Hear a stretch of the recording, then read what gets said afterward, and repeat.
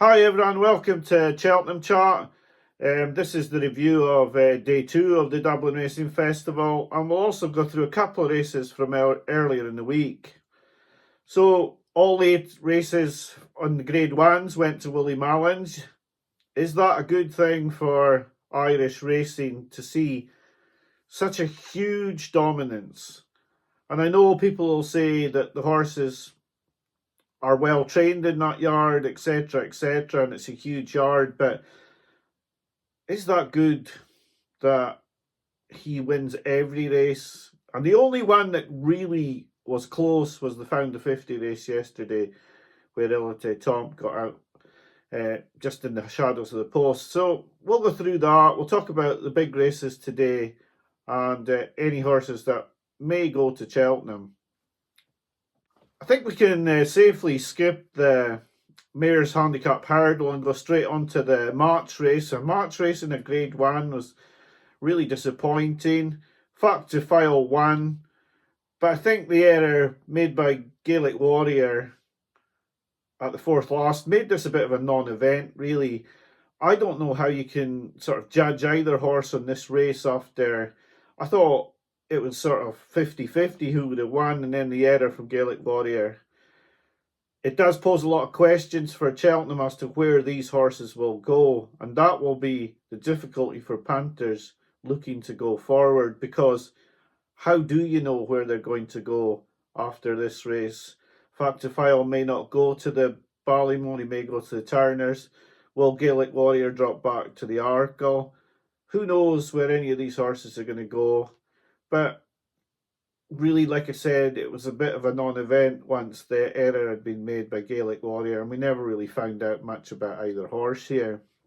Ballyburn proved me wrong. I didn't think that he would win a Grade 1 this season. Certainly not at the Cheltenham Festival after his debut against Firefox, but he's won this with quite a bit of ease, really. I don't see any of the horses in behind reversing the form of them at all. He will face other rivals like No Flies on Him, possibly Jericho de Repine, Mystical Power, and on maybe faster ground, it could be that he could get found out for a bit of speed, but in this race he was way superior to his rivals. Where Slade Steele probably is going to go to the Ballymore after this. King of Kingsfield versed form with Far and Glory from the Royal Bond. Daddy Longlegs was poor again. He's probably not as good as what they thought. And all in all, a very easy victory for Ballyburn. El Fabiolo won as he liked. I think I've said before that I think he'll beat John Bon in a rematch of last year's Arkle, and he's just won as he liked, as I said. And Dino Blue will go now to the Mayor's Chase.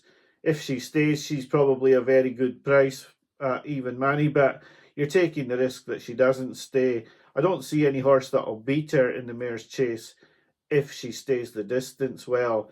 She ran a good race. Gentleman de Me was third in this race, but it was all about El Fabiolo, and he's won as he liked, really. And I think he's a shoe-in, really, for the champion chase. Impere Pass tried to mix it up in the Irish Champion Hurdle and was thrashed.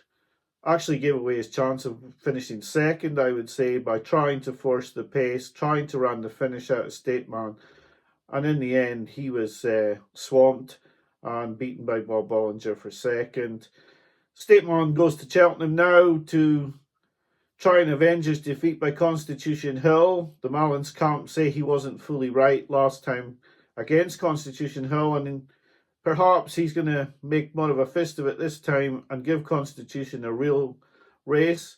That remains to be seen, but he's won this very, very easily and completed the full house for Willie Mullins of winning all 8 Grade 1s over the 2 days, and he won it very easily as well.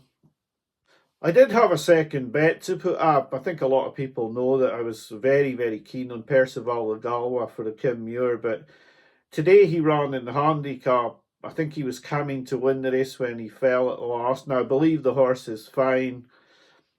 That race would, that bet would have to be shelved now. He'll probably get a hike in the ratings of probably about £5 for, for his fall, because he's got to the last and looked like he may have won. So £5 onto 132 plus UK tax of a bit more as well, and you're looking at possibly a mark of about 142, 143 for the Kim Muir, and really I wouldn't want to back him off that sort of mark.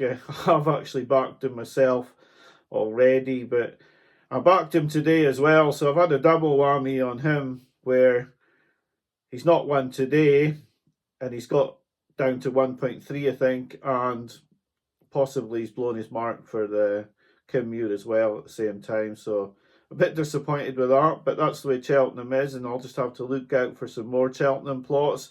It was fairly similar with Zenta, who I thought could be a county hurdle horse, and she'll have blown her mark as well today, when she looked like she was going to win the handicap hurdle.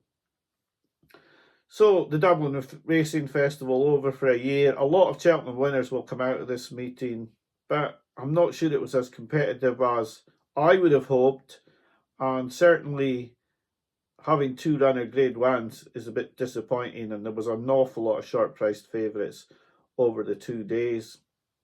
Just to touch on a couple of winners who I think they've come out late in the season to try and challenge for Cheltenham honours, but on Punchestown on Monday, another way won the 2 mile maiden hurdle.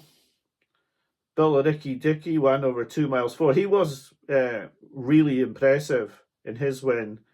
And we had Bioluminescence winning the Mayor's Novice Hurdle. I'm not convinced that these horses winning so late in the season before Cheltenham are going to challenge for Cheltenham honours, but you have to talk about them. We had the final Pertemps qualifier, I think, at Musselburgh today, and that was marred by the injury to Absolute Notions. So, yeah, we now look forward to Cheltenham. Today, we've probably seen 3 very strong favourites for the Cheltenham Festival, in Ballyburn for the Supreme, El Fabiolo for the Champion Chase, and Dino Blue for the Mayor's Chase run. And they'll all go to the festival now with good runs under their belt as well, and very strong claims for Cheltenham Glory. Next week we've got the Betfair Hurdle, possibly some British horses who may challenge for glory at Cheltenham. And I think that'll probably be the last of the trials, and then we'll just go on to Cheltenham. The 2 days have been good racing. They've produced a lot of Cheltenham horses, I would think. And I'll just have to go and reevaluate everything on the handicaps now. Like I said, Percival the Galway was a big fancy of mine for the Kim Muir. I was a bit upset when they declared him for this race, but it's a £100,000 race today, and that's more than the Kim Muir's worth.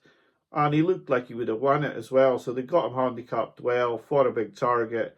And I just had the target wrong. I thought the target would be the Kim Muir. So, yes, in the search for handicap winners, you're going to be looking through a lot of the handicaps over the last few weeks and seeing if you can dissect them and find the horses that are well handicapped and being held back for Cheltenham. So I'll be back to you next week with the next episode of Cheltenham Chart. Have a look at the video for yesterday, DRF Day 1 review. And I did put my first bet up this season last night. The price hasn't moved, so I don't move the markets, that's for sure. And I really thought that was a good price on the horse I put up, and it's still there, so maybe I've got the race wrong. Who knows? So thanks for watching. I'll be back to you next week. So bye for now.